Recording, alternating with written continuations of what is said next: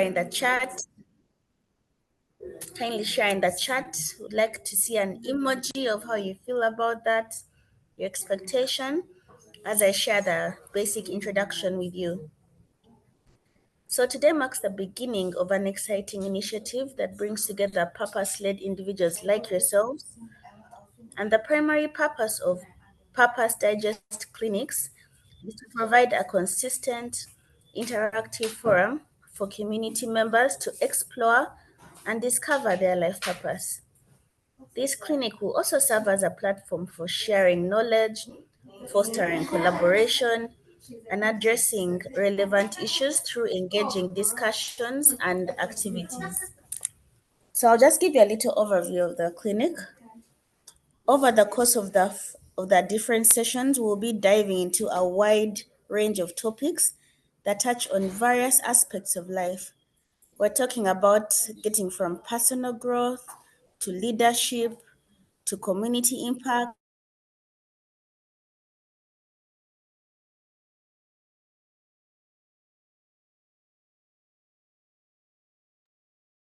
Sorry, Shamim, I think you have dropped off. Let's give her some few minutes.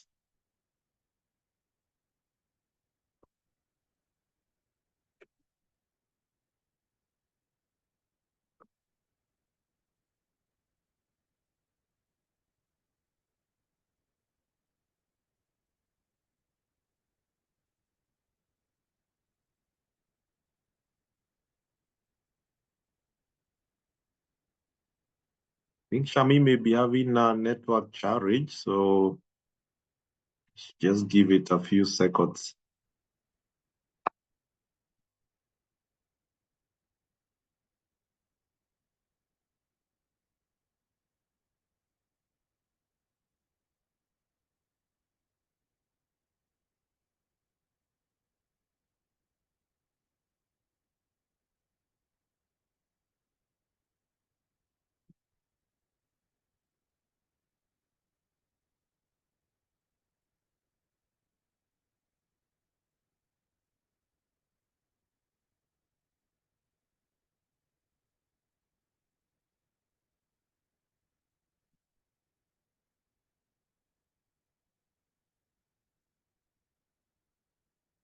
Shamim, you're there?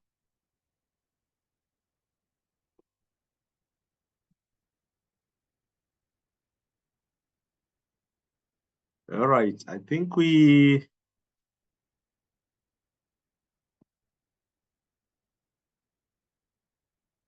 see whether he's coming back. Patience, you want to pick up?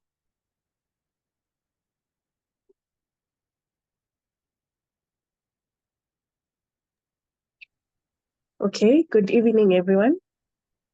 So Shamim was introducing the Purpose Digest Clinic initiative, and the main initiative of these clinics is to provide a consistent interactive forum for community members to explore and discover their life purpose. So this clinic will serve as a platform for sharing knowledge, fostering collaborations, and addressing relevant issues. The overview of the session, I can give a small overview of the session as we wait for Shamim. We will be diving into a wide range of topics that touch on various aspects of life. That can be personal growth, leadership, impact, and also legacy building. These clinics will be run bi-weekly, and we will be joined by insightful speakers who will engage in thought-provoking discussions and also share experiences. This will help us all move closer to living a purpose-led life. So during this clinic, we want each and every one of you we want the clinic to be an interactive and engaging experience for everyone. So you can feel free to share your thoughts, ask questions, and connect with fellow participants. So for the topics we'll be giving, but you can also suggest the topics that you want them to be featured and also the speakers. So this is just an encouragement to you to engage with us so that you can have a successful clinic and also progressive clinics. So as we kick off this Purpose Digest clinic, I invite all of you to fully engage with the content, participate, and challenge yourself to take actionable steps. So tonight's clinic, the topic will be how to build legacy with purpose-led convictions. And we all know that legacy is something that we all think about, and what we want to leave behind for the future generations, the values and the differences we make in the world. But a legacy that is built on a purpose-led conviction is something that is truly special. So that is why we have our speaker for the night, who will be Mr. Gabriel Nyamu, who is a purpose coach. He has dedicated his career to helping individuals and also organizations to define and pursue their purpose with conviction. So he'll be leading us in this conversation about legacy and purpose. And so feel free to engage with him, ask questions on the chat box. And yeah, let's make it as interactive as possible. So without further ado, you can join me in welcoming Mr. Gabriel Nyamu, the purpose coach, to proceed with the discussions. Thank you. All right, thank you so much, Shamim and Patience, for the wonderful introduction. Good evening. I will be showing my video so that at least we can connect, and I can see quite a number of people joining in. It's so my pressure actually to be able to engage you tonight, and this is quite interesting that we can have this conversation in the middle of the night. And thank you so much for your sacrifice. I think we are moving you from the comfort of your supper and the dinner plate ahead in front of you. So I'm sure if I'm to allow all of you to share your videos, chances are dinner is waiting for you. Or for those who have kids that are doing homework or family devotions, I'm sure that's what you're engaging to right now. So I thank you for taking this sacrifice to be able to attend this session. We are mobilizing, and I think I'm happy. At least we are 12 of us. This is the number of the disciples of Jesus Christ. These are 12 people. This is quite very profound. So it's a good start. And my name is Gabriel Nyamu. I'm a purpose coach. And we are launching this series to be able to help people to have a forum where they can ask questions. We can also discuss issues of purpose and purpose-led living, which is a core dimension of our life, and it's the reason why we exist generally. And if we're able to live life that's purpose-led generally, then we leave a legacy behind us.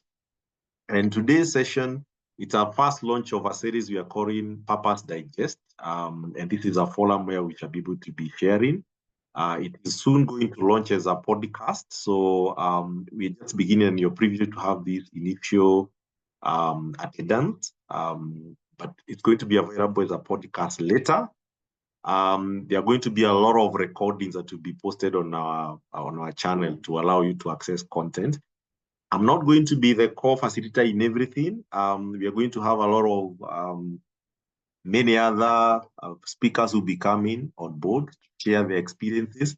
I shall be holding interviews as well, so that at least it's not a monotonous kind of a process. There are many people that you can be able to learn from. So that the session is going to be very well diverse across the way. So give me 1 second. I need to shift my power source so that my laptop doesn't die before I finish. Just give me one second. I'll be able to switch on.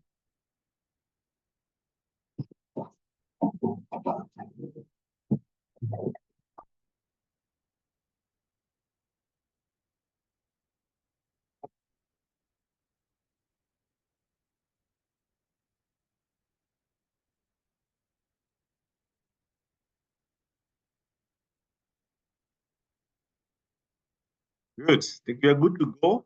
I'm sorry for that disruption. Good. So the topic is around a very interesting area, which is around legacy. I don't know what you think about legacy, because predominantly it's like people think about legacy when they are, sorry to say, either retiring or probably when they are lighting their wheels, meaning when they are getting to their sunset. And I think that's the wrong way to look at it, because legacy is not just a one-time activity that, of course, you only build when you are old and you're just in the later years.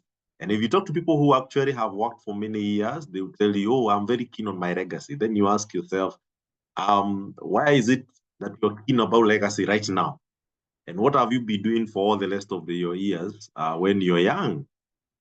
Is it that you're not building legacy from the time you're born?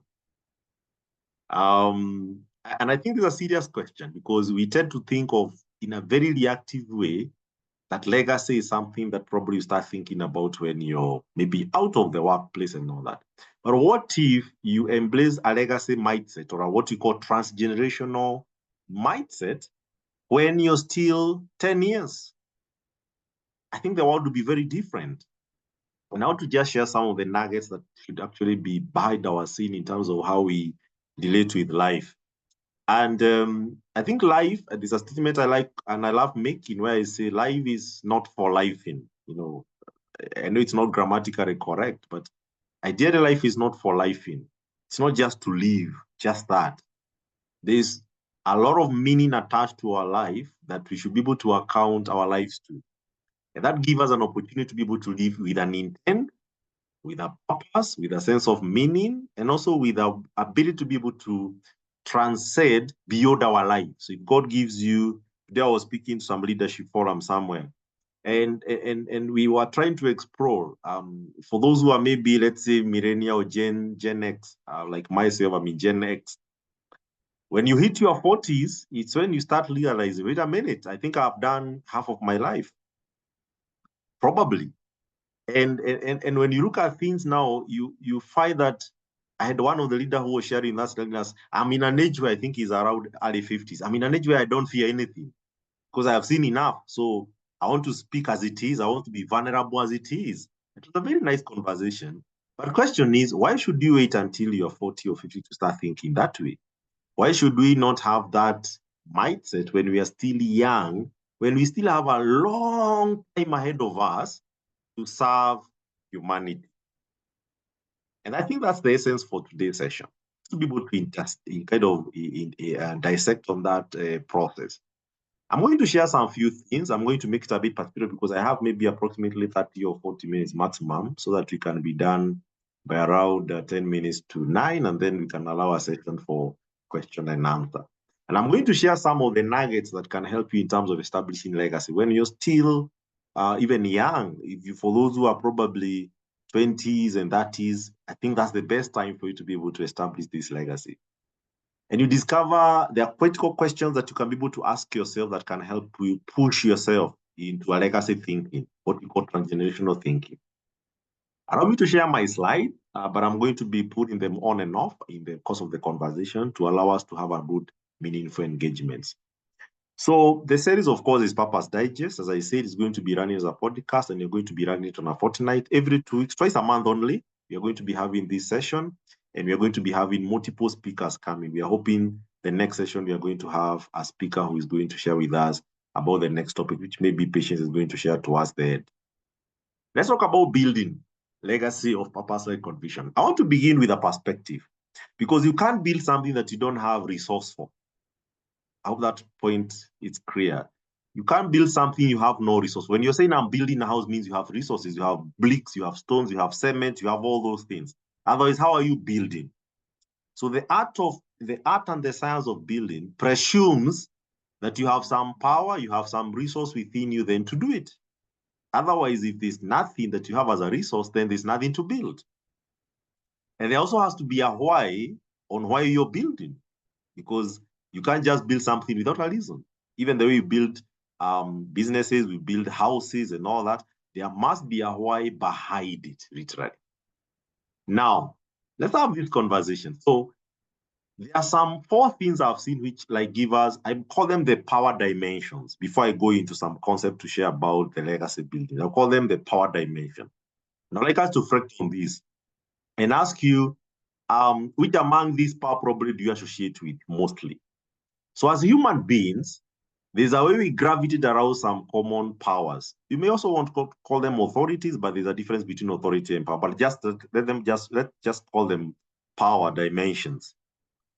And I'll begin with one. The first one is the power within. And I'll be quoting biblical verses because I believe that the Bible has a lot of wisdom to be able to tap from, even you read it with an understanding and revelation. I think we love, especially mentioning this scripture here in Ephesians 3:20. Says that, and to him that is able to do exceedingly abundantly beyond that which you can ask and think. But not at how it finish, according to the power that worketh in us, the power within, power working within us. And I want you to reflect on that statement clearly as we go through this conversation. Because as we said, you can't build something. The presumption of building assumes you have resources and you have the ability to build. Otherwise, eventually you need to build legacy, but at the end of it, you have no resource and you have no power about it. Definitely, it will be frustrating because how would you build something you have no authority for? Okay? So, this power within us, build. And it's good to reflect on that power. What is that power that we have that is making us to be able to have an ability to build something? There's power already within us. Okay? We start from there. So, from there, it is power that is coming from within, and that gives us what we call a push. For those who attend most of our coaching program, there's somewhere we talk about visioning. And in the visioning, we call our vision the pull force. And there's the mission mandate, which we call the push force. Okay? So the push force, which is the power within you, that is pushing you in expression of itself outside. You know, there are those times where you say, I can't help it. I can't help it until I do it. That means there's power within you to do. And that gives you a push force to do things, okay? That's power within us. But then there's another power which is no longer now within us, power over. So the power within us gives us the power over. Again, let me quote the scripture of so many scriptures that talks about this. There's Luke 10 that says of Jesus has given us authority over all the power to the, all those. I think we like quoting this, but sometimes we quote scripture without understanding. And you don't have to be a Bible believer anyway for this context. I just want us to get the concepts right, okay? Because this could be a session where even people attending here, they don't necessarily have to subscribe to Christianity, not necessarily, but I'm going to use biblical references to teach us some principles. The principles are usually universal. They don't matter whether you are, if it's raining, whether you had prayed for the rain or not, it is going to rain even in your house, okay? So principles work like that. So we've given authority over situations in life. Again, we know in Genesis, there was that after creation where God gave us dominion to subdue, dominion over. You can notice the statement there? You have dominion over the fish and all the other creation. A very profound statement. So there's power over. Then, of course, there's power to become. Power to become something. But as many as received, of course, they became sons of God. Quite very profound statement there. But we also love quoting Daniel. And we say that them that know their God shall be, that's power of becoming. Be becoming. Be strong. That's a becoming issue. And then the do, which is also attached to the next context of the power, you've also been given the power to do. I'm laying a foundation, so I hope you follow me carefully. So there's power within you, that means it resides within you, and mostly for the believers, that power, of course, is generally the presence of God within us, which is the Holy Spirit generally. But then that power gives you power over, meaning you have power over situations, over circumstances. You're not a victim, meaning you can be able to subdue issues. You can go beyond issues, okay? Even if you're going through a situation that is tough, you have power over the situation, okay? Critical. Then you have power to become something. So you can become something, you can become better.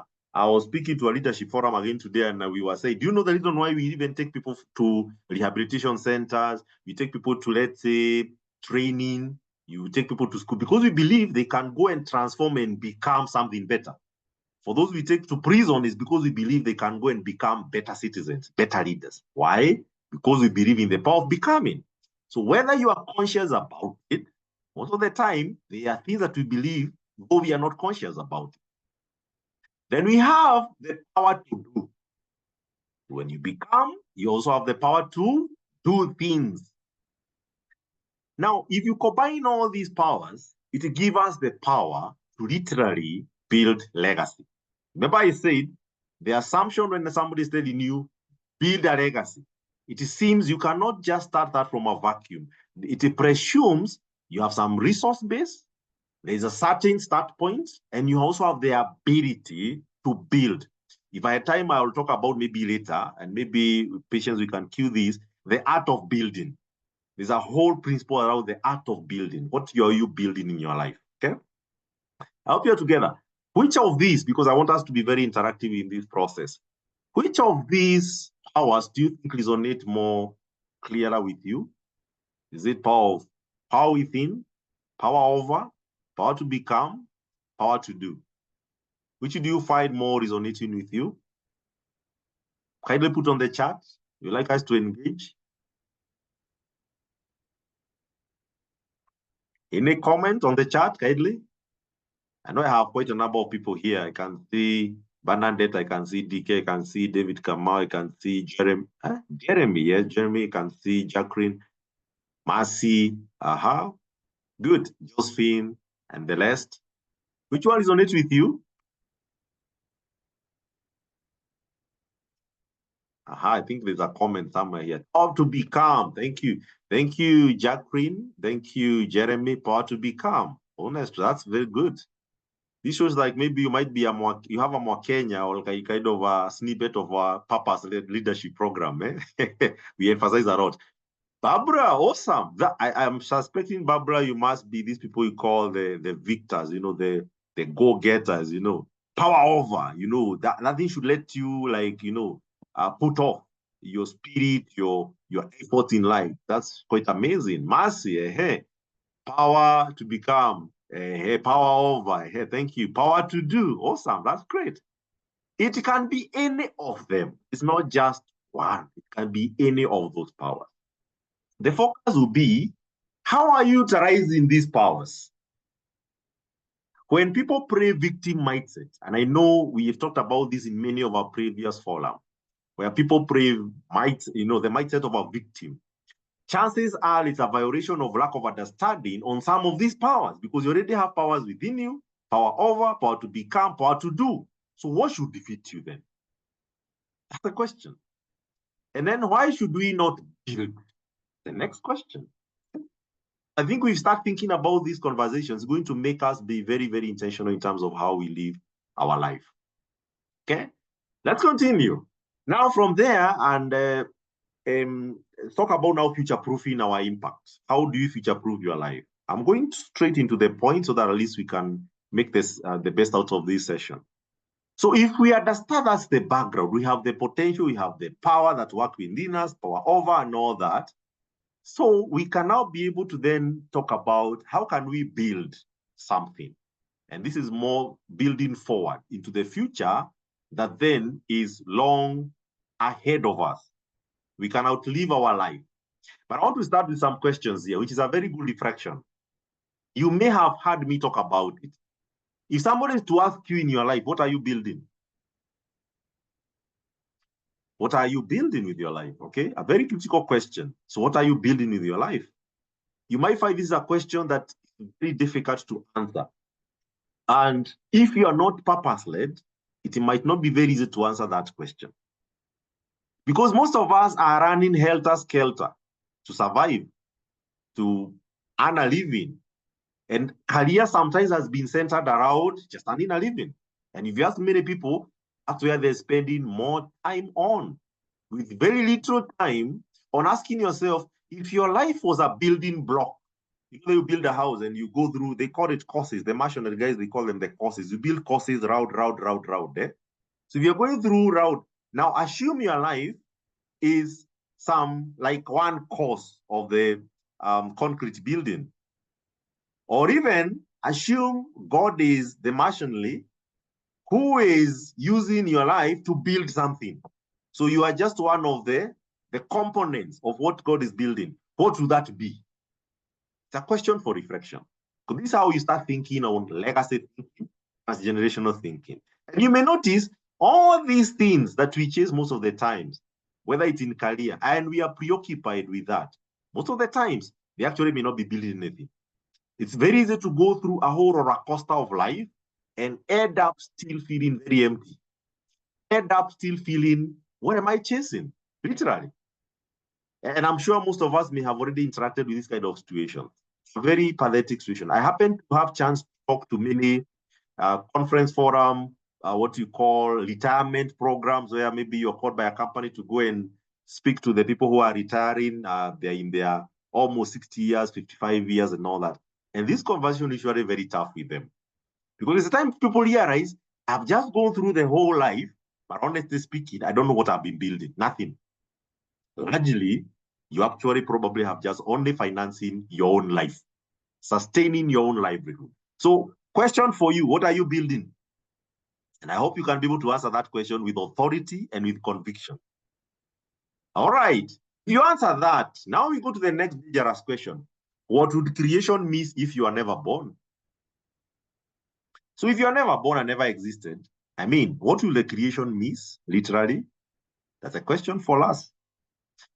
I like especially asking people when they are working and ask them, if today you are no longer expected to come and tomorrow maybe, even sometimes whether you exit or resign, do people even feel any difference? Oh, so-and-so have left and no, this is a person who's holding us together. That means you are like at the board for those people.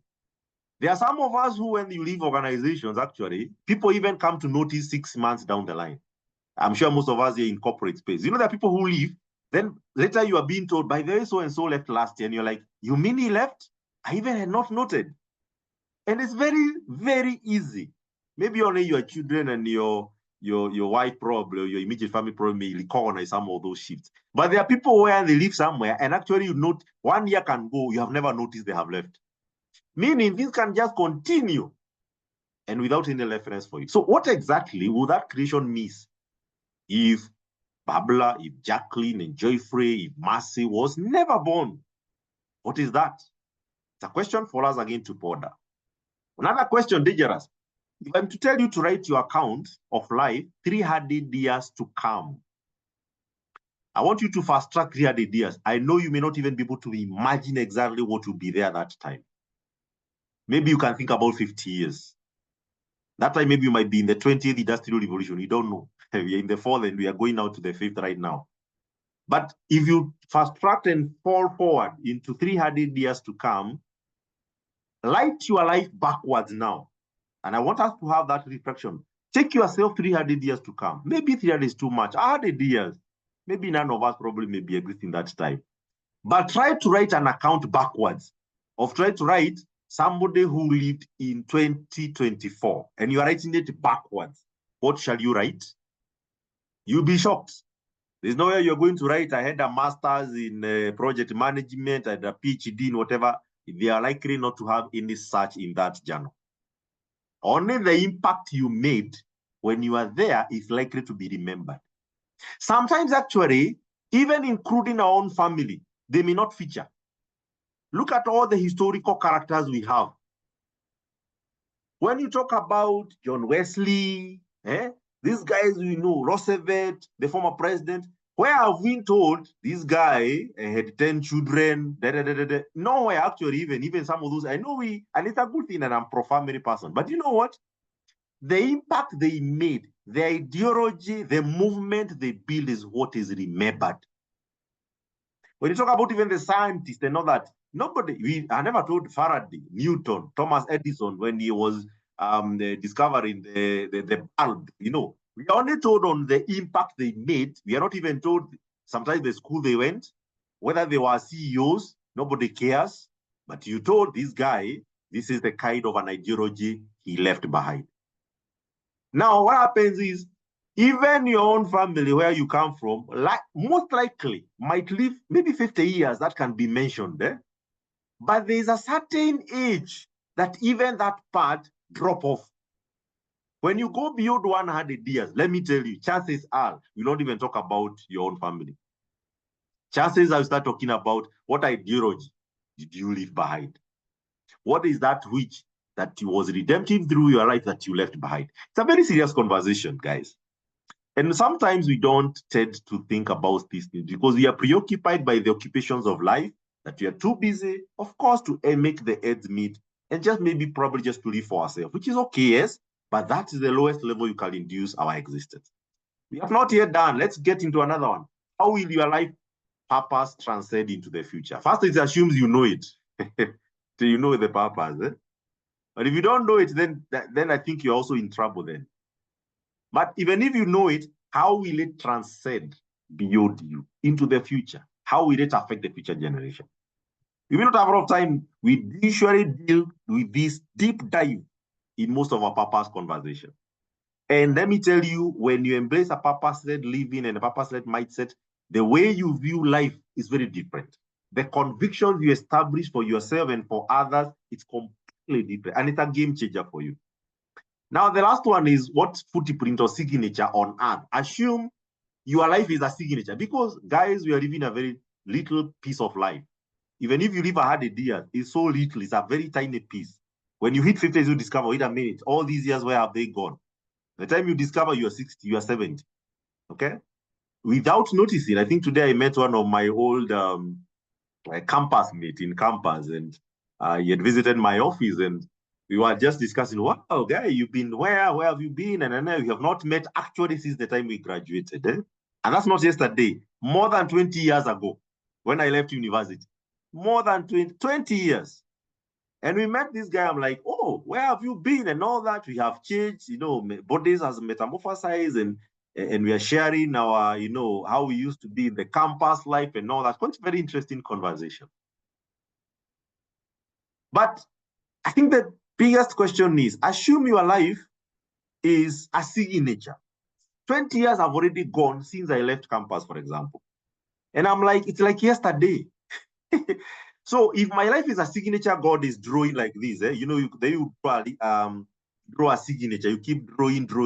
So every 1 year is just a 1 turn of the pen. God is holding the pen, and it's kind of drawing the signature, and the signature of your life, which is your footprint on earth. God is drawing it. What is that being? What is that exactly that God is drawing? You remember you're talking about, like I said today, building legacy, transgenerational legacy. It's a very serious conversation for us. So what would that be that is being written today that to be able to speak into the future when even you are not living? Serious conversation. Good, let's go ahead. Now, let's go talk about your life. And we go to your family. All of us are born from a family, isn't it? I'm sure. All of us are from a family. Do you know there's a generational responsibility you have over your family lineage? And I want you to retrospect in your life and your lineage. And I'm going to give you some assignments, especially here, because I always believe that you should always, first of all, manifest and start influence even your family before you start leading in the market. It's one thing to be a CEO out there. It's one thing to be a director, a manager there. But you also need, first of all, to have succeeded, especially in your family front. Now, retrospect in your life and ask yourself very, very dangerous questions. And here I want you to attach it to your family lineage. You are a child, a daughter or a son of a father and a mother, of a grandfather and ancestors there. I mean, you can even go to the third and fourth, your great-great-grand parents. Ask yourself this question. Which things must stop with you? Where you journal your life and discover, wait a minute, my grandfather or grandmother was polygamous, but I will choose, I will not be, it has to stop with me. You know, you need to have this kind of a generational issue where you need to journal and ask yourself, is there anything in your life where your life become the key? It's become the key that from your life moving forward, there are things must stop with you. Because you have a responsibility to stop. Remember, we started by the 4 powers. The powers, the power within you, the power over, the power to become, and the power to do. Remember, that's why we started. I read that for those who have joined here. We went through 4 different dimensions of power. That means with that power, then, there are things that you can stop with you. And that's why you find people saying, yeah, I don't want to see suffering that I saw my grandmother, my grandfather went through. It has to stop with me. Are you able to be very clear exactly what is that? Things that must stop with your life, meaning your life become the redemptive purpose. Okay? Your life become the reason why that some things are not going to be transcendent to the next generation. Bad things should be stopped. So bad lineage in your family should be stopped. Okay? If your family had drunkards, maybe your parents were drunkards, can you say, this has to stop with me? That's a generational thinking. Remember, you're talking about legacy. It will be accounted in life journal that when Shamim lived, some things stopped that were carried forward from the other generation, and they stopped. When you draw a timeline, they stopped at Robert's life. They stopped at so-and-so's life. What is that? It's a question for all of us. We are still reflecting before we get into the meat of it. Number two, things must continue through you. Meaning also you take a stock and say, yeah, there are good things I can see that will happen in my past, and they can continue through me. But by the way, one of the reasons why I do what I do sometimes is because I have some other legacy from my own dad, because my dad was a teacher anyway. He's still a teacher because he's still alive. A retired one, of course, many years ago. But there are components I can see. Wait a minute, I think I can see some power here, which I can carry forward to the next generation. It's a good thing. Okay. Now let's give me a story. Met a gentleman who I know, for those who have attended many of my fora, I may have given it as an example. A family that deals with meat. They sell meat. They have a chain of butcheries, and they also do a lot of they rear goats and also the beef cattle and all that. And they have quite a lot of them, and they have quite a chain of many butcheries. They do outlets. I usually buy my Christmas when we want to do a boozy, nyama choma. I'll go and buy a boozy there, every Christmas. One day I met one of the brothers who ran that business. I asked the guy, how have you been able to succeed in this bit? Because you appear like you're doing it so naturally. And he told me, you know what? Our great-grandfather used actually to be a cattle, used to rear cattle. And through that, in fact, he gave me a very nice testimony. He told me when the missionaries were coming to Africa, the father actually participated a lot in hosting the missionaries, and he was able to do that because he was a business person as a farmer, and he was able to accommodate the missionaries in Africa. And he says actually when the great-grandfather was dying, he said, I want you to carry forward this legacy that I had already started. Now, this is the interesting story. The guy tells me, in their family, there are lawyers, there are architects, there are doctors, there are teachers. He was telling me this. All of them, there's something they have in common. All of them are farmers. And most of these other career things they do, mostly doesn't succeed. In fact, he was telling me, what actually has never gone wrong in our business is actually the farming, the way we do the farming and the butcheries we run as a family. There, in fact, we don't struggle. It's like there are fights that were already fought by the previous generation that you are only building from there. Some of us are busy trying to recreate our life from scratch, which is very wrong.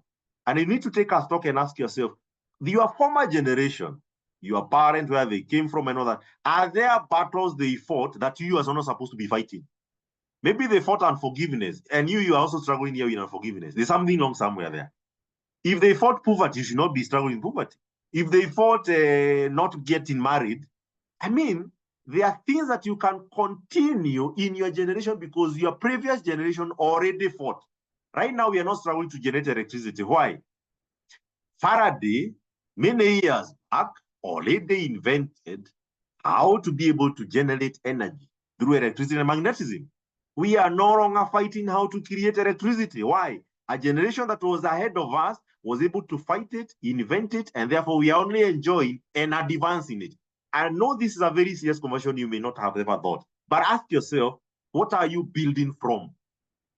Or are you starting from like you've just come from Mars, you're just starting things from zero? Never. You're a product of a previous generation. When these Gen Zs were talking, I think I've done several TikTok videos and talking about the Gen Zs. The reason why Gen Z have the space that they have, and I have quite a number of them here, is because there's a legacy that's been built on behalf of them. They could not have the information we have today if the previous generation never built the architects, the platforms. the people who invented the World Wide Web, the Internet of Things. If they were born when there was not that, let me tell you, there will be no empowerment still. So they are empowered because of the information that is there today. Maybe we can even talk here in the Zoom on WhatsApp. Why? Because people who have gone ahead of us were able to build for us platform. Question for you: what are you building for the next generation? Ask question: what is that which that needs to start with you? Well, you say in your generation you discover, hey, in our generation there's something that is missing. And I want to be the person who it will be recorded in history. It must start with me. I hope you get that right. It must start with me. What is that?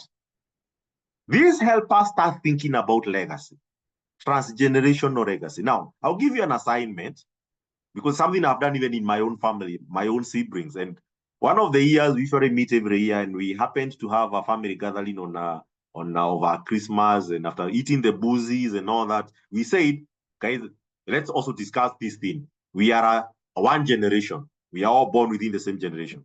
Let's journal our life. We asked our dad, tell us about the history of 1910, 1920, and he gave us very nice feedback about our great-great-grandfather and grandmother. And we started journaling. We wrote down all the good things and the bad things. Then we start asking ourselves, hey, we can see some very bad things here. Our great-great-grand, whatever, father was like this. Bad things, some of them that, we don't even want to talk about. And we said, this one cannot continue in our generation. Your grandfather was polygamous and all that. Say, now, this one, I think, is it a good thing or not? No, if it's a confusion that is a bad thing, stop in with us. If it's a good thing, we are going to continue it through us. If it's something that has never been done, we are going to be the first people to start it. And by doing that, the future generation will have to benefit from your life existence. Remember the first questions I asked, what will be the generation and the eternity and even the creation miss if you're never born? You discover it's nothing to do, I don't know, I'm an accountant, I'm an engineer. Those are just occupations. And when you start thinking life in that direction, you discover those things, they are good and they're numerous for us, but we must identify a higher meaning beyond them. They only become secondary to the core. And when discovered this more than 15 years ago, my life completely changed and transformed.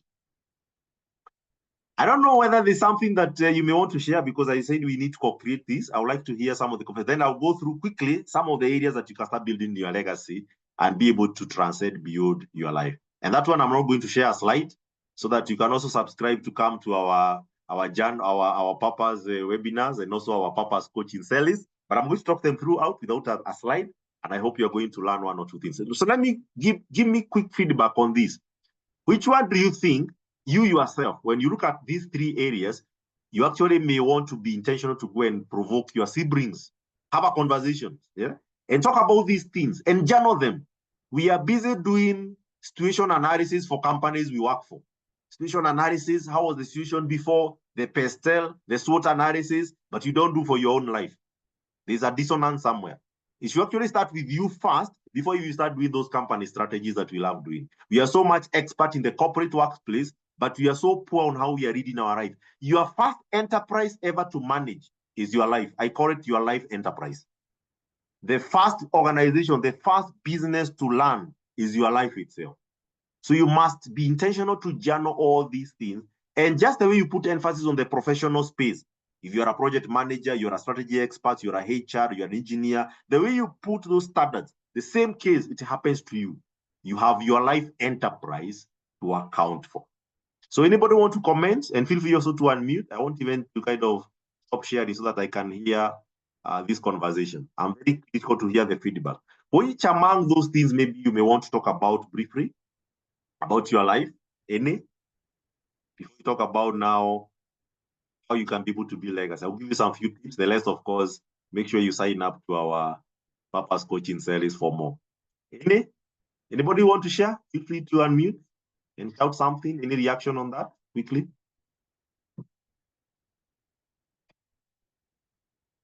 Can I mention names? Akrin Mukami. Any quick comment on that? Feel free to unmute. We're happy to see your face as well and share something. Aha. David Kamau. I just seen DK somewhere here. I don't know where she's gone. He's gone. Any quick share?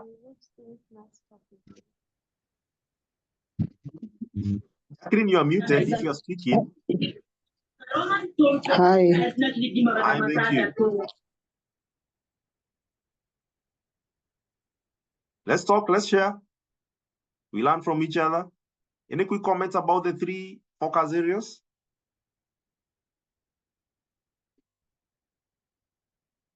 Right. Who else can I pick here? I can see Lydian Karongo. Shamim, go ahead. Feel free to unmute. All right, thank you very much. Well, one thing that stands out for me is the intentionality around it. If you think about yourself as a human being, yes, you can just survive and just go through life. But if you can seriously reflect on these 3 areas, definitely you'll be able to do things differently. Because one thing is for sure, people focus on their history.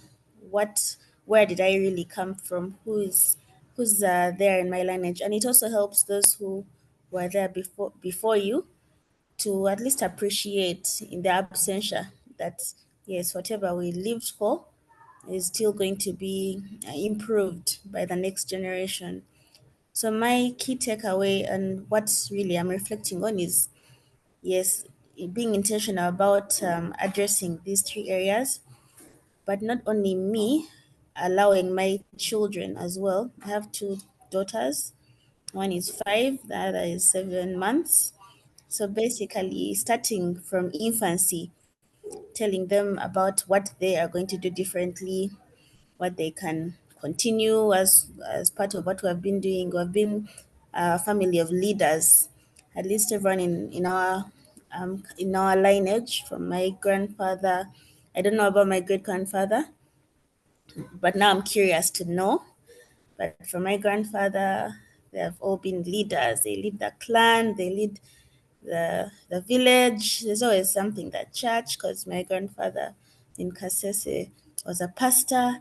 Now my parents, my dad was in PR, my mom led a hospital. So now me, I feel like, yeah, like let me also look for spaces where I can lead. So I'd want my children as well to decide, is this something that we should do? Do you want to be intentional? Do you want to continue? Do you want to stop it? Do you want to do something different? So now it's just helping me look at it from a different perspective of just being intentional about writing this legacy. Thank you. Awesome. Thank you very much. Thank you very much. I think that's a very profound thing. It doesn't mean that you have to do what your previous generations did, not necessarily. You can detour, yes, because there are things that can start with you, remember? But it's always good to take an inventory to check, are there things that have already been overcome by the previous generation that you are now taking over? Either you are amplifying them, you are scaling them, you're growing them, or probably you're doing them in a more different way. That's very critical. Some of us, I honestly speaking, sometimes I do a lot of coaching people who have been in the marketplace for 40 years, 50 years, CEOs, directors. And sometimes life is not that like so complicated per se, but it can also be very complex. If you take an intention to journal, you actually may discover there are fights you don't need to fight. There are devils that your ancestors already won that you don't have to fight those devils right now. But sometimes it's like we think that we are like starting life from a scratch, which is very wrong. Why do you, and let me give you a perspective where I'm coming from. And I'm sure some of us have a certain faith component. You have a faith, meaning there are times where you pray and tell God, God, bless my children that when they grow up 20 years to come, they shall be this. Hope you get that. And we always pray that for our children. Now, do the children themselves get conscious of the answered prayer of their former? Your grandmother may have prayed for you, but are you conscious about even the answered prayer for your grandmother? So it's one thing for them, they prayed, and you are there now. But how do you tap consciousness to be able to tell that there are things, there is grace that it's within you right now that you not be struggling with, because there are some things that are already being fought by the people ahead of you. We are no longer fighting for those things currently. it takes a lot of intentionality to be able to get that right. And when you discover that, it is so easy. You will discover actually you have a free space. There are still things that you have to fight to your side also. But you'll have to be able to know which kind of battles to fight and which battles you need to celebrate and how you need to build your life from there. These are very serious conversation. Now, we don't have a lot of time to talk about the deeper depth of that, but I hope at least we have a sense of trying to go and take an account. If there's something you can take out of this, is go and journal. Take a book and start journaling and start seeing what are the things that need to stop with you, continue with you, and also things that has to start with you. Now, I promised to talk about now what I may call some aspects of how you can build your legacy, and I'm going to walk through that very fast because there's not much time. But before I do, I'll make a comment. You should have this mindset. What is innate from me, by me, through me? For those who are writing, kindly put that. And I would grant, because we are going to do these sessions twice a month, kindly I want to get an answer for some of these things I leave as an assignment. What is innate? I know we like saying what is innate for me. In our purpose coaching, we say that is usually nowhere. If your mindset is about what is innate for me, it's going to maintain you as a victim. What you should be talking about is what is innate by me, from me, through me. It's a big whole paradigm shift in terms of how to think about life. Now, let's talk about some aspects that you can be able to model your legacy. I'm going to talk about a few of them. They are not exhaustive, but I hope they can be able to give you some direction for those who are literally, genuinely looking at, having a future-proof living. It's very critical for you. Maybe for the bonus, let me just quickly share. I'll share some brief slides. But if you need more details, then definitely, of course, we need to engage more data in this conversation. Now, let's get some channels you can build legacy. There are many of them, but I'll prioritize some few of them. Number one, your name. I don't know that you have ever thought about your name. Your name. Jeremy, sorry, I think you have raised your hand. Yeah, can you just please repeat the sentence you just said? What is innate? Okay, it's actually on this slide. Hope you can see the slides already there. What is innate from me, by me, through me? So remember the one that we're used to is what is innate for me. We don't do that in purpose coaching. You talk about what is innate because you are not an effect, you are a cause. By your life existing, things should be caused. You are not there to you. You're not a receiver per se. You are a giver literally. That's actually the positioning. So there are things that we'll be talking about because of my life. These are the things from me, by me, through me. It's a debt to pay. Good, let's continue. I'm going to jump very fast here. We will dissect this mainly, especially during our purpose coaching. We go through the in-depth and we have tools where we use to be able to dissect these in-depth. Number one, what is that which are these transferable values and convictions that is built on your name? Do you know the most precious thing is your name first? Your name. When your name is mentioned somewhere, what is remembered? And let me tell you, there are places where if your name is mentioned, people get trauma. They feel the trauma is rekindled. So and so. Are you that person who, when the name is mentioned, people actually feel scared? You know that people actually, when you mention their name, you don't want even to talk about them. You shut up. Why? The name. There is power in a name. I like quoting the scripture again. A good name is to be chosen rather than great riches. Loving favor rather than silver and gold. What is your name that you're leaving behind? Here, it's not about the name Gabriel, Robert, Joyfrey, Mercy. No. What is the profile, the persona of that name in the experience? Now, how do you define the name? It is the memorable experiences that your life was able to live in people's hearts. Simple as that. I know this assignment we like quoting a lot, or motivational speakers do that. They would say, people will not remember what you did, they will remember how you made them feel. They will never, human experience is usually very long lasting. People will remember how you made them feel. Now, that is a bit one shadow side of it. But your name can be attributed to what? Whenever you mention Wangari Maathai, what comes to your mind? Green movement. When you mention Madeira, beyond the things that you let people feel, which is for me just a lower level generally, but there are other issues that attach to your name, literally, based on the impact and the redemption you brought in humanity. Remember the question of what will the eternity miss or universe miss if you're never born? I don't mean to go very fast here. We may not have a lot of time to go through all this. The second one is a family. This may sound a bit interesting. Your family. You know, one of the things you leave behind, whether you like it or not, is actually for those who choose to have a family, that is one of the default legacy you build. You build in your family because that family mostly is your lineage that is going to propagate your ideology into the future.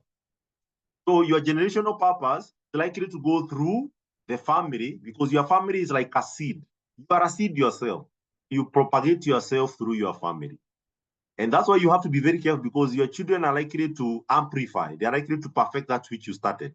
So you need to be very careful. Now, there's an assignment we usually give people here where they ask you, if your child can do 10 times what you're doing, including all behaviors. So if you are smoking, let them smoke 10 times. Will you be happy? If you're a person who is unforgiving, let your children be 10 times unforgiving. Tell me how you think about that. If you are a person who always keep fighting little things, you're fighting on little things, who are emotional intelligence, see your children doing 10 times. Tell me whether you like it. Now, if you don't like it, I know they are the good things, but let's talk about even those weaknesses. If your child amplifies just one of them, will you like it? This changes the way you think about life because these kids are watching, they are monitoring, and they are learning from how they observe your life. And that's why you have to be very careful because one of the way we transcend into the future is a generation. You are actually also reflecting your own generation that you came from, whether you know it or you don't know it. There's some people where you find they are kind of having temperaments, and you can see as clear, this one, I can see your father inside you. So you yourself, you're also modeling the same experience to your other children, and your children will also manifest to other children like that. So that's why we say there are things that can stop with you and start with you. There's also something we call discipleship, ability to reproduce yourself through mentorship and coaching. One way to leave a legacy is to make sure you produce better people than yourself. If you're a teacher, make sure you leave more teachers than yourself who can actually do better than you. If you're a doctor, how can have you nurtured and kind of mentored more doctors who can do better than you? The other aspect is community building, establishing a movement, like you calling it a movement.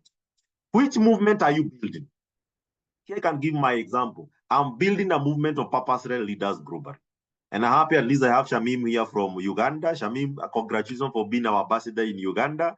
Shamim is our chapter head in purpose-led mentorship in Uganda. And we are excited. We are also mobilizing one in Botswana. We have another one in Zambia. Yes, Shamim? I was just saying thank you for the recognition. Yes, welcome. And we have many people who are joining, and we are happy that we are excited that we are able to build a movement globally for purpose-led leaders. That is it. Thank you, Barbara. I know you're also in the mix. I love it. Welcome on board. We are building a movement. And for me, it's part of my legacy, to be honest. I'll be selfish to tell you that. Part of my legacy, I have a legacy actually that in the next, I'll give it around 10 years, I'm planning to build 10,000 purpose-led leaders in Africa. 10,000. But let me tell you, it's not easy. To be a purposeless leader, we go through, like, I don't know, 4 series of modules, each taking almost 4 months to 6 months. So even to just cohort, kind of graduate one group fully, I need 2 years. But I have a responsibility and I have a conviction to build a movement of purpose-led leaders in Africa, and I have 10,000 as my target. That's a movement. People who can continue propagating the ideology of purpose-led living. They can even make organization, consult for organization to be purpose-led consultants, and that's a legacy. I think today I was giving an example of John Maxwell, who I know we all know his models for leadership and all that. I think he currently has approximately around almost 30,000 certified, John Maxwell, call them, I don't know, coaches. I don't know how he called them there. There are people he had built across the whole world, I don't know how many countries, who actually practice his ideology of leadership. What is that? A movement. Do you know you can build a movement in the long way? Even terrorists. Terrorists actually is a movement. People who do drug peddling. But now that's a bad movement. Question for you is, which movement are you building? Because that's one way for legacy. Let's continue. You can also create wealth infrastructures. You can start businesses, institutions, all those things that helps you sponsor and multiply the impact that you're making.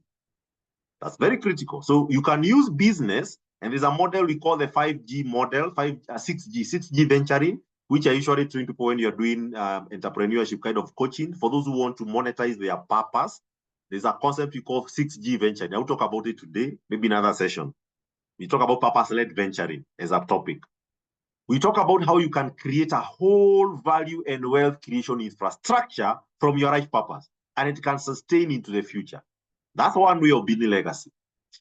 I don't know whether number 6, knowledge asset. Do you know all of us have opportunity to write books, write journals, do podcasts? That's why we are launching this Purpose Digest podcast, and we are going to have it be streaming on Purpose Digest YouTube channel, because you're speaking to the future which you shall not belong to. Because if that video is being watched by people 200 years to come, I'm no longer exist in that time. You can create digital content, you can write books, you can write journals. For those who are working, you can build models in your workplace. Today we were graduating a class for a model we call a JET leadership model, which is a purpose-led leadership model we usually run, which takes 3 months. You are graduating for a certain clients. And it's a model we started almost 15 years ago. We created that model from one observation. We saw people who are actually going through leadership series, and I do a lot of corporate trainings for managers, directors, CEO, board members, and I could see people attending one program after another, and they are not transformed. I remember one day I was working in a bank. This is back in 2009, and we sponsored some leadership to go abroad to do some programs on leadership. They go to UK, London Business School, the top. That time, it was almost better than Harvard and MIT, that time, and Stanford. London Business School, it was the best. And I remember we sent these guys to go there. We thought when they come back, they are going to be transformed. Nothing. And I told God, wait a minute. What is happening in these programs? Can't we have a program where people go through and they get transformed in their mindset? Do you know, by 2010, I launched the JET Leadership Series. It's a model. And I train it. And it's not a very easy program. It's a very premier program, actually. It's one of the most premier programs we run, and mostly target managers and leaders in the marketplace. Why? Because I have a legacy to build a model, literally. Question for you, which model are you creating? Which solutions are you bringing into the marketplace? Are you just doing your job description? You finish, you get a payroll, you get paid, another payroll. Are you building anything? That's the question. You talked about the art of building. Last one, and I say these are not exhaustive, they are just the top one. Last one, of course, you can be able to safeguard using what you call trust. You are a generational trustee. Your generation the generation to come in the future will depend on how you safeguarded the current generation. So you're a trustee. You can also register trust foundations. I hope one day I'm going to do this. Actually, I have a plan to register a foundation later, which will propagate what I stand for. And you don't have to be so rich to start a foundation. I have my friends who have foundations. Babla Foundation. Babla say amen. Babra Foundation, Joyfree Foundation, Massive Foundation. Why not? But first, the question is, you can't start a foundation if you have no clarity of your life convictions. Because what is that being propagated in that foundation? You can't start it by not having a clarity of your purpose, because you build your foundation from your purpose. Otherwise, it's just going to be a transactional business generally. Those are some of the ways. This information, it's very classified most of the times, because these are some of the things you are never taught anywhere. And that's why we do purpose coaching. And you can imagine it's just a tip of the iceberg. When you start going through the deep purpose coaching series, there's a lot of stuff. Okay? So I want to leave you with this, just to leave a taste in your mouth that we need to live life that is purpose-led. I'll just mention a few things, and then I I close. One, what does it take then to leave this? First, you have to elevate your consciousness. Then you have to establish convictions. You have to have a clear concept of life. Then from there, you have to have the courage to do, to become, and to do. Then you also have to build your competence. Do it. And finally, you need to work within a community. If you check well, all these words has a C. Consciousness, convictions, concepts, courage, competence, community. Again, we usually dissect this during the purpose coaching, which all these things means in your life. How do you elevate your consciousness? How do you establish convictions? How do you frame your concept of life? Because your life is a blueprint. It's like a company. It's an enterprise by itself. Life as an enterprise. How are you packaged in terms of that? The courage you require to become, that's the power of becoming, and to do, to execute it. And then the competence, of course, that you need. And finally, you're doing this within a community to be able to impact it. Finally, of course, as you pursue life, there are 5 elements that are very strong. You need faith, the holistic you, we call it your life pass. You need faith, you need your family, you need friends, you need fitness, and you need finances. 5 F's again. You need faith. Well, let me tell you, things are scary. Anything you try to do something great, you'll get so many devils ahead. But it's through the discomfort, growth happens. So you need faith to navigate life. You don't have to believe God, yes, but if I persuade you, I will say, yes, believe in God. Because faith that is not built on God, of course, is a problem. But then you need family. Then you need fitness, your physical wellness. You need friends, a fellowship of people around you, because you're not an island. And finally, you need finances, resources to be able to build something. I want to pack that. I think I've given you a bit of an overdose for what I needed to do tonight. The topic was establishing conviction, a legacy or transgenerational legacy through purpose-led convictions. And I hope this is something that maybe you can be able to practice. For those who may want to join us, we are running a 10-week series for purpose coaching. Maybe I don't know whether patients have anything able to share here. Kindly feel free to join.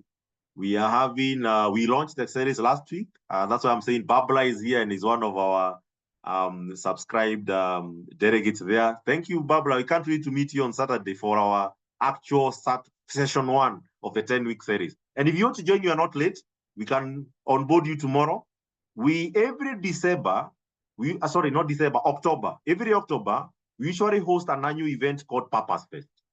Now, because of that Purpose Fest, we are offering a certain heavily subsidized 10 weeks purpose coaching, where you do 5 things. You find your purpose, you focus your purpose, you fulfill it, you future-proof it, and also you flourish in it. So you find, you'll be able to focus it, you fulfill it literally, you future-proof it, and of course, largely, future-proofing means you are leaving a legacy. It goes beyond you, and you flourish in it, meaning also the benefit as other people's benefit. That 5F series, we are launching our first, we already launched last week, but our class is starting this Saturday. We have a class this Saturday between 9 to 11 in the 2 hours, and we are running for the next 10 weeks. I highly encourage you to subscribe because we are offering a 50% discount only for this edition. It usually costs 60,000 to go through that program. We are offering it for 30,000 because of the purpose. Because this class is going to graduate in October when we are celebrating the annual purpose. That's the reason why we have subsidized it. If you do it between October to December next year, it's likely to be almost 100,000 plus. Okay, so take advantage for that. I don't know whether patients, you could post the link there if you may want to have interest. Yeah, I can see the link there. If you want to join, kindly, you can join that, and you'll be glad to participate in this series. And at least, I think you can talk to patients or maybe Shamim, who is here, in case you may need any arrangement for installment-based payment. I want to park there. I can answer 1 or 2 questions, and then we call it an evening. I'll hand over the meeting back to Shamim, who was our host tonight. How much is in dollars, Jeremy? Yes, it's only 300. Imagine, only $300 only for this edition. The market is usually $600. And I hope by next year, chances are, we are likely to take it back to where it was before COVID, which was 120,000. So we are still warming up after COVID, and we hope that at least you can be able to take it. We know that we understand people are going through a lot of financial strife, and therefore we had to go lower. But at least these are very premier series of coaching that you'll never regret in your life. So with only 30,000, which you can pay in 2 installments, you can join that class. So kindly let's join, take advantage of this edition up to October. If you do the October to December cohort, then of course prepare to pay $600. And if you do it from January next year, prepare to pay $1,200. So I want to call upon that just to make sure at least you take advantage of that. It's something that is quite. This Papa's Digest, those will be accessing for free. Papa's Digest is free, and they're going to continue doing some series twice a month for free. But if you want to do now the other deep coaching, definitely that's where now you join the next edition. Shamim? All right. Thank you so much, Gabriel. Wow. Every moment that you're speaking, it makes me feel even more energized. It brings up my perspective to a different level. And I'm sure everyone on this call feels the same way. So thank you for inviting us all to the 10 Weeks Purpose Coaching Series edition. And yes, we can't wait to end the year in style, because once we graduate in October, we know that between October to December, we'll basically be boosting our momentum for the next year, such that 2025, we really begin it with fire. We're not just doing this for ourselves, but we're building our legacy through it. So if there are no questions, I would like to take this opportunity to appreciate you, Gabriel, for the wonderful efforts that you're putting in to transform lives. For you have no idea how many blessings are coming to you. I'm sure that God is pleased with the work that you're doing, because that you are supporting generations that are not even thought of right now. So thank you so much. And we look forward to the next. Maybe let's save the date. Kindly confirm the date for the next session, the free one. Will it be 29th? I think it's 29, yeah, 29. 29th of August, we shall do the last edition for August for free again through the Purpose Digest initiative. The same day, like Thursday, like today. Perfect. So 29th, please make sure, same time, same place. We have your registration details, and we'll definitely make sure that you are notified of the session. Thank you, everybody. And you can always unmute to say good night or goodbye before you leave. Thank you. Thank you. And make sure next time you come, at least invite 2 or 3 people to tag aloud you. We'll be appreciating people who will join and refer others. God bless you and have a blessed night ahead. Okay, God bless you too. Bye-bye. Thank you for the presentation. Good night. Welcome. Thank you, Good night. Pressure.